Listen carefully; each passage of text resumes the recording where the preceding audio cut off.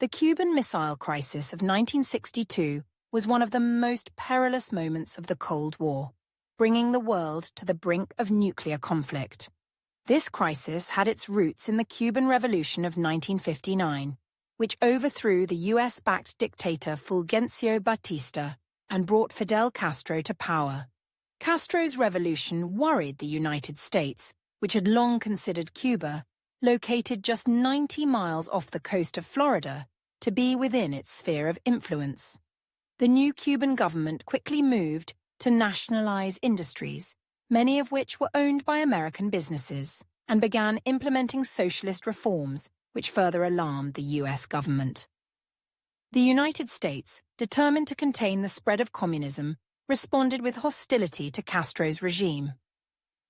Washington imposed economic sanctions, including a trade embargo, and even attempted to overthrow Castro.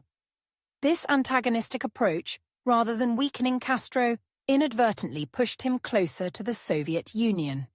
Seeking both economic aid and military protection, Castro turned to the USSR, which was eager to support a communist ally in the Western Hemisphere.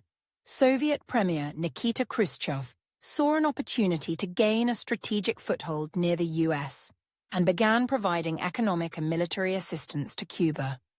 In 1961, the tension escalated dramatically when a group of Cuban exiles, trained and funded by the U.S. Central Intelligence Agency, CIA, attempted to invade Cuba at the Bay of Pigs.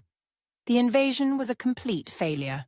The Cuban forces quickly defeated the rebels, and the incident was a major embarrassment for the United States, particularly for President John F. Kennedy, who had approved the operation. The Bay of Pigs invasion solidified Castro's power in Cuba and deepened his mistrust of the United States, making him even more reliant on Soviet support.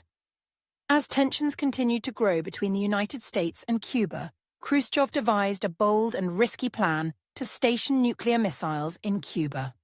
The Soviet leader believed that placing missiles so close to American shores would serve multiple purposes.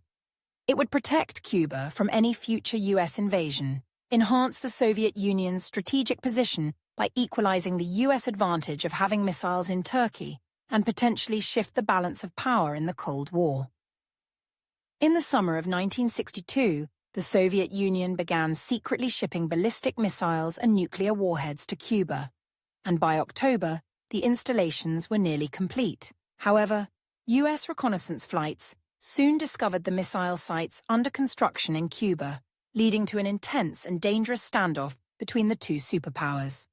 Kennedy was faced with a dire situation. The presence of Soviet nuclear missiles in Cuba posed a direct and unprecedented threat to the United States. After deliberating with his advisors, Kennedy decided on a naval blockade, which he termed a quarantine, to prevent further Soviet shipments of military equipment to Cuba. He also demanded the removal of the missiles already on the island. For 13 days in October 1962, the world held its breath as the Cuban Missile Crisis unfolded. The possibility of a nuclear war seemed imminent as US and Soviet forces prepared for potential conflict. Behind the scenes, frantic diplomatic negotiations took place between Washington and Moscow. Ultimately, Khrushchev and Kennedy reached a deal to avoid war. The Soviet Union agreed to dismantle the missile sites in Cuba and return the missiles to the USSR, while the United States publicly pledged not to invade Cuba.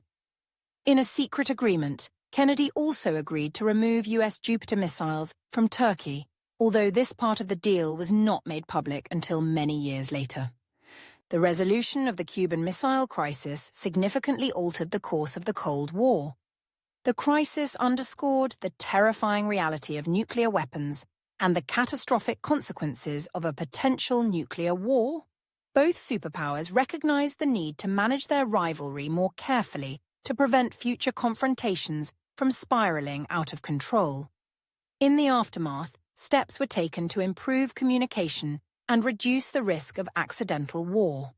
A direct hotline, known as the Red Telephone, was established between the White House and the Kremlin to facilitate rapid communication in case of a crisis.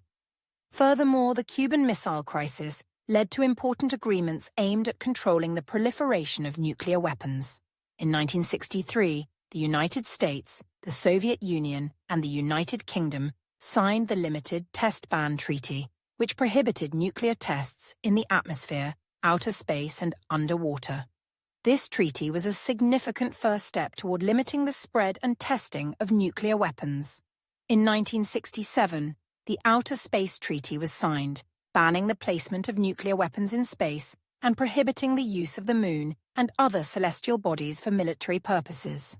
Finally, in 1968, the Nuclear Non-Proliferation Treaty, NPT, was introduced, which aimed to prevent the spread of nuclear weapons to additional countries while promoting disarmament and the peaceful use of nuclear energy. These treaties reflected the sobering lessons learned from the Cuban Missile Crisis and marked a shift toward greater efforts to manage the dangers of the nuclear arms race. While the Cold War continued for decades, the agreements reached in the wake of the crisis helped to establish frameworks for arms control and reduced, at least temporarily, the immediate threat of nuclear conflict between the superpowers.